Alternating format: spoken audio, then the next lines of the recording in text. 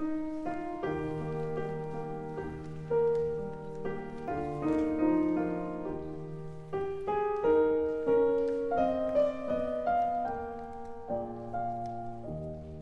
name is Joan Zekas. The date is February 18th, 2009.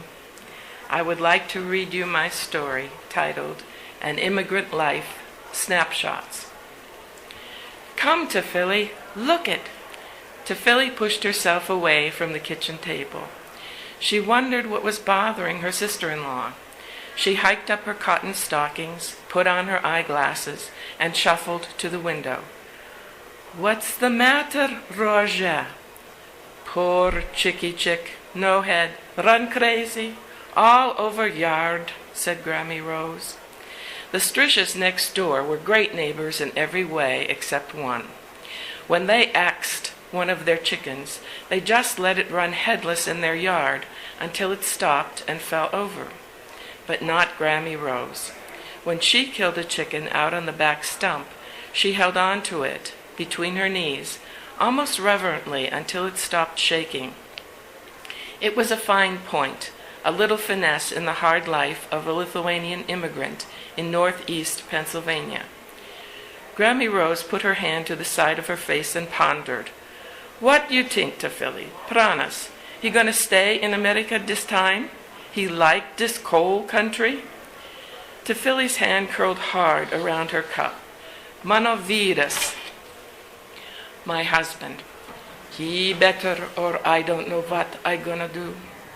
Oi, said Grammy Rose. Manobrolis, my brother.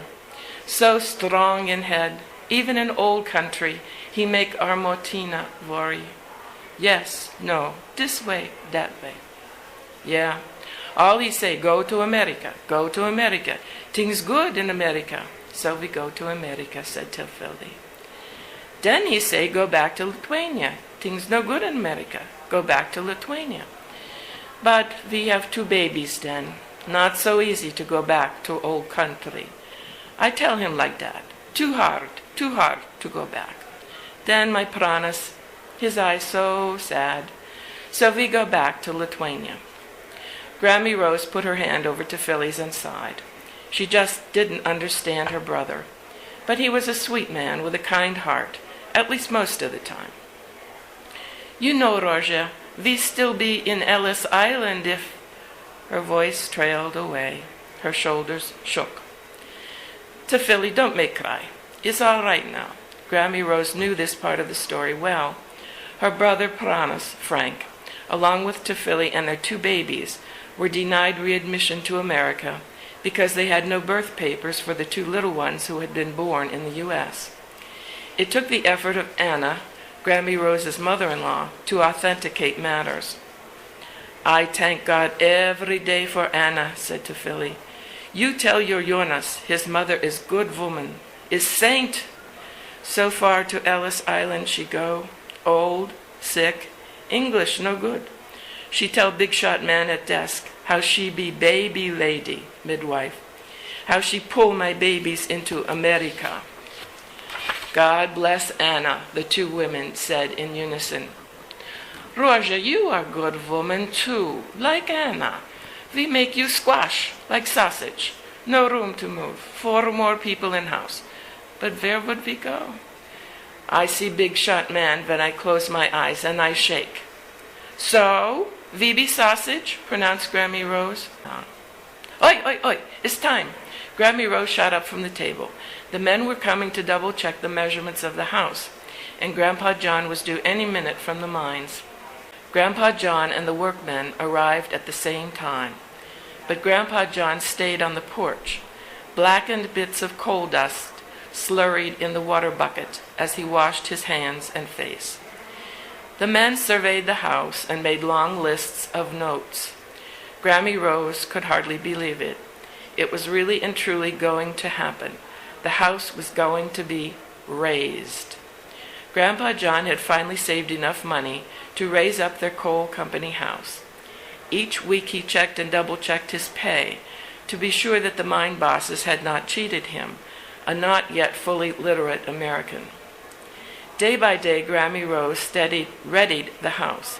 All the children were wide-eyed, watching the burly men troop into the yard. The kids had to be shooed away again and again, till Grammy Rose, in exasperation, sent them next door to the Lavages. She and Philly stationed themselves on the front sidewalk.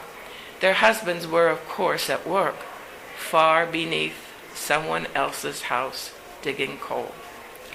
One by one, the men rolled their jacks into the yard. The foreman called out the positions. When all the jacks were in place under the house, the foreman blew his whistle. The men stood at attention. Another whistle blast, and, in unison, each man cranked up his jack just one notch. Over time, the men got it all done, erecting the new joists, pouring concrete for the foundation, sawing and nailing the wood for the steps, and putting in the window for the coal chute. It was a proud day when Grandpa John could walk down, down, down his own cellar steps. Many of his coal miner buddies could only manage shallow cellars, but he could stand fully erect. He made sure of that. After 12-hour days spent hunched over in a coal mine, he could stand tall in his own home. It was a fine point.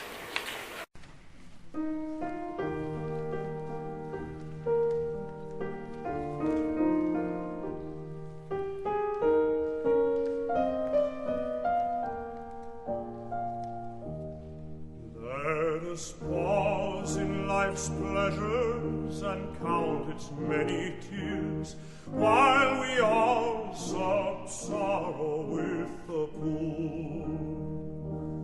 There's a song that will linger forever in our ears.